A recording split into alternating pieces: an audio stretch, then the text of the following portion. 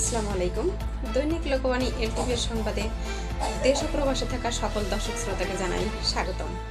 সাথে থাকছি আমি সুমাইয়া সুলতানা। খুলনাতে পাঠানো তথ্য ও ভিডিও চিত্রের ডেস্ক রিপোর্ট। সাতক্ষীরা সীমান্তে অস্ত্রসহ 4 রাউন্ড গুলি উদ্ধার করেছে বিজিবি। মোহাম্মদ হাফিজ হোসেনের পাঠানো তথ্য ও ভিডিও চিত্রের ডেস্ক রিপোর্ট। সাতক্ষীরা সীমান্ত থেকে একটি অনশুটার গান ও 4 রাউন্ড গুলি উদ্ধার করেছে বিজিবি। তবে এ ঘটনায় কাউকে আটক করা সম্ভব হয়নি। শনিবার 5 অক্টোবর সকালে সদর উপজেলার তালুইগাছা সীমান্তে এই অভিযান চালানো হয়। বিজিবি 33 ব্যাটালিয়নের অধিনায়ক লেফটেন্যান্ট কর্নেল মোহাম্মদ আশরাফুল হক প্রেস বিজ্ঞপ্তিতে এ ঘটনা জানান।